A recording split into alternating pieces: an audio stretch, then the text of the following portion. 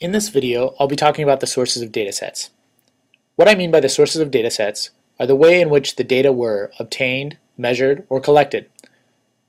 These components of a dataset play an important role in the way that you can answer specific types of questions in data analyses. So data are defined by the way that they're collected, and there are several main types. There's a census, which can typically be used for descriptive problems.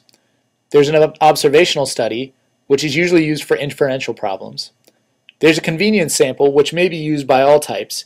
It's a particular kind of sample that may be biased. There's a randomized trial, which is often used for causal analyses. Those are the main types of analysis that are performed, but there are other types as well. There's a prediction study for being able to perform prediction analyses, and there are also studies over time. These are cross-sectional, which are usually used for inferential purposes, or longitudinal, which are used for inferential or predictive purposes.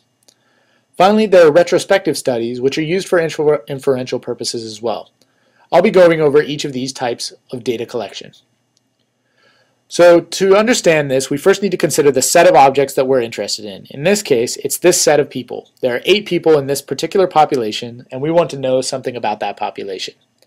So what you can do is take one individual from that population, in this case, individual 4, and measure her. You can collect information about her name, about whether she has cancer or not, whether she's a smoker or not, whether she lives in Baltimore, and whether she exercises. Then, there are different ways that you could collect the data about the individuals in the population and measure these variables. In a census, you measure each of the individuals. I've indicated the individuals that have been measured here with blue. Since we measure the variables on all individuals, there is no inferential problem. In other words, we don't need to use a small subset of these individuals to say something about the larger population. In an observational study, we might take a random sample of individuals. Here, I've set the seed to make the results reproducible, and I've sampled the individuals from 1 to 8. I've taken a random sample of them of size 4, and I've used sampling without replacement. In other words, each individual can only be sampled once. This results in sampling individuals 2, 5, 6, and 8. I might then measure those individuals, 2, 5, 6, and 8, and using the data on those individuals, I might try to make an inference about the population of all individuals in this study, all 8 individuals. In the idealized randomized observational study, individuals are sampled at random from the population, but often it's not so easy to do that. So for example, suppose that the person measuring the individuals was standing over here on the left side of the picture, and it was much easier for them to measure individuals that were closer to them. In this case, it might be 5 times as likely for them to measure an individual from 1, 2, 3, and 4 than from 5, 6, 7, and 8. Here, I've generated a set of probabilities that are 5 times as large for individuals on the left side of the figure from individuals on the right. I sample a size 4 random sample from the population with probabilities equal to those probabilities weighted towards people on the left-hand side. This is representing the case where this person on the left is having a hard time sampling individuals on the right side of the picture. And indeed, we observe that more individuals on the left are sampled than individuals on the right. In this case, if there is some difference between the individuals on the left and the right that we have not accounted for, it may be difficult to perform an inference to the entire population with a convenience sample. So care should be used when performing statistical inference with convenience samples. A similar care should be used when performing predictive analyses. The previous studies are good for inferential or descriptive analyses. If the goal is a causal analysis, in other words, if we want to find a variable that, when changed, leads directly to a change in another variable, we may need to perform a randomized trial. In a randomized trial, patients are assigned, say, to 2 different treatments, and then followed up to see what happens to them after those treatments have been given. If there's a difference in what happens to them between the 2 treatments, we can then determine that the treatments caused that difference. The reason is that the randomization of the treatment variable is independent of all the other variables in the population.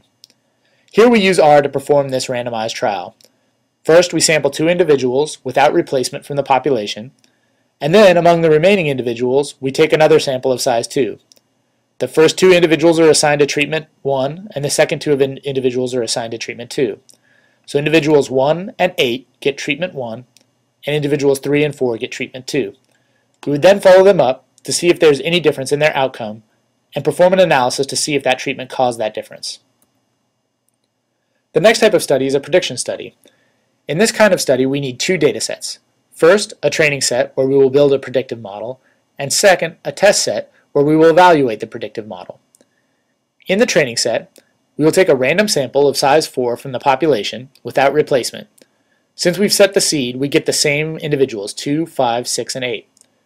We measure all of their variables, and then we try to build a predictive function, say to predict whether or not they have cancer based on their smoking status, their location, and whether they exercise or not. Then we take a second sample from the remaining individuals and measure all of their variables.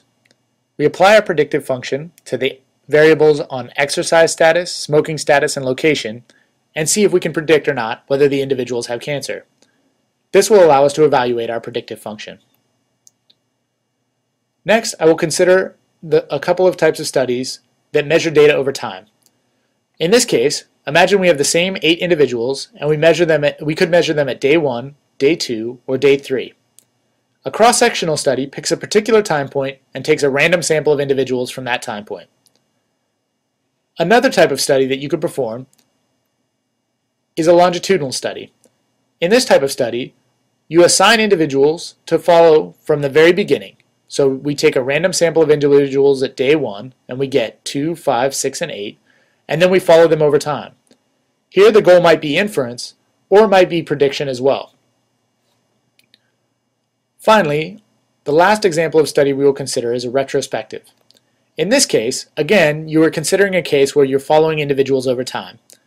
But instead of sampling them at the beginning of the time series, we go to the very end, day 3. We take a random sample of individuals, 2, 5, 6, and 8, and here we measure their outcome, whether they have cancer or not. The nice thing here is, if it's a long period of time before cancer develops, we can sample people with cancer and people who don't have cancer at the very end of the study. Then, instead of measuring their outcome, we measure how many of them are exposed. And we use this information to try to identify a relationship between outcome and exposure. Here again, the goal is inferential rather than predictive, or causal.